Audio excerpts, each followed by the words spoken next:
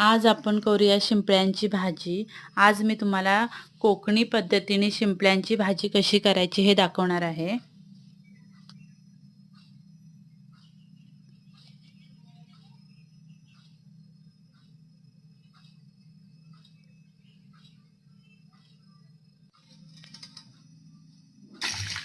शिंपल्या स्वच्छ पाण्याने धुवून घ्यायचे, दोनदा तीनदा धुवून घ्यायचे, कारण की त्याच्यामध्ये माती असते म्हणून। तर टोपामध्ये पाणी गरम झाला की शिंपल्या टाकायच्या त्याच्यामध्ये।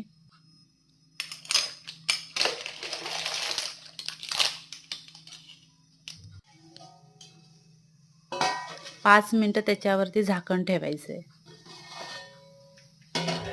बघा तर आपल्या शिंपल्या थोड्या थोड्या ओपन झाल्या आहेत।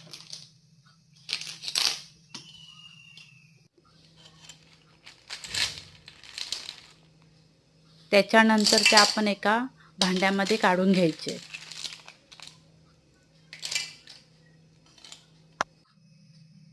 त्या थंड झाल्यावरती त्याच्यामध्ये जे गर आहे ते काढून घ्यायचे एका प्लेटमध्ये।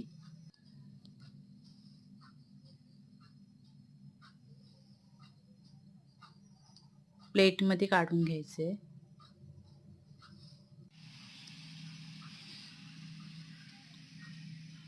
आणि ते शिंपल्यांचं जे पाणी असतं उकळलेले ते आपल्याला घ्यायचंय, थोडंसं टाकून द्यायचं नाही सगळं। त्याच्यासाठी आपल्याला कांदा, टोमॅटो, आलं लसूण पेस्ट, मिरची लागणार आहे। ते छान बारीक कट करून घ्यायचंय। तुम्हाला लागेल तसं तेल टाकायचं त्याच्यामध्ये। एक बारीक चिरलेला कांदा टाकायचा तेलामध्ये।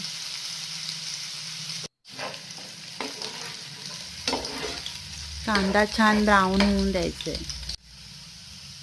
त्याच्यामध्ये टोमॅटो टाकायचं एक। ते छान मिक्स करून घ्यायचं आणि कांदा खोबऱ्याचं वाटण टाकायचं। तिखट टाकायचं 1 चम्मच, हळद, आलं लसूण पेस्ट।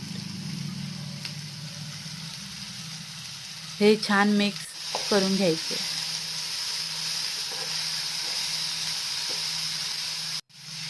त्याच्यामध्ये जे शिंपल्यांचं पाणी आहे ते टाकायचं। तुम्हाला पाहिजे तेवढं टाकू शकता।